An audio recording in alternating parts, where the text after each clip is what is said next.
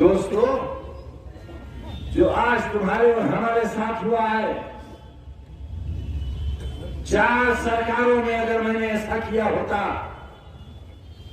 तो बच्चों, तुम्हारी मुस्कुराहटों की कसम खाकर कहता हूं, बच्चा मां के पेट से पैदा होने से पहले ये पूछता कि पूछ लो आजम खां से बाहर निकलना भी है या नहीं। मोहम्मद आजम खान ने बोली ये बात सभी औरतों के बारे में।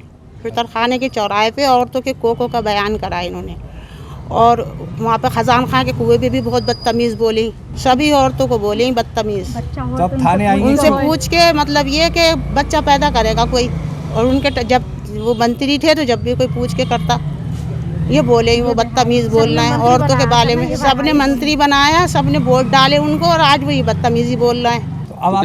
इस बयान से आपको क्या हुआ तक? मुझे तकलीफ हुई। अच्छा। और सभी औरतें एक ही जैसी हैं, सभी हैं, मेरी माँ बहनें हैं, सब हैं, अपनी अजीज मोहल्लेदार सब अपनी हैं, सबको बोलना है तो ये मतलब गंदी बात है नहीं है, ये बोलना चाहिए उनको। तो आप थाने आई हैं? आप? हाँ, मैं थाने आई हूँ रिपोर्ट कराने। 29 तारीख को एक चुनावी जनसभा को संबोधित कर रहे थे मोहम्मद आजम खान, और आसिम रजा समाजवादी के प्रत्याशी के पक्ष में। उस दौरान उनके द्वारा एक भाषण में जो टिप्पणी की गई है उसको लेकर कुछ लोगों में आक्रोश था, कुछ महिलाओं में।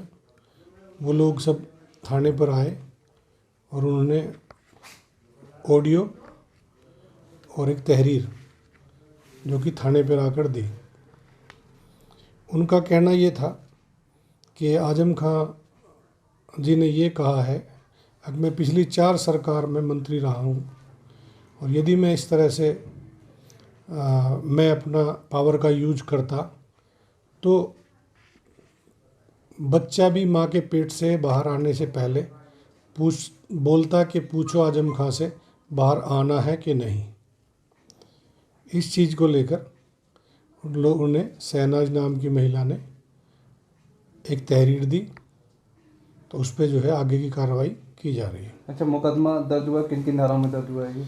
इसमें मुकदमा दर्ज हुआ है धारा 394B, 354A, 353A, 505(2) और 504, 509, 125 इन धाराओं में मुकदमा दर्ज किया गया। अब क्या कार्रवाई की जाएगी? अब आगे विवेचना की जाएगी, उसके आधार पे आगे एविडेंस के आधार पे आगे की कार्रवाई की जाएगी।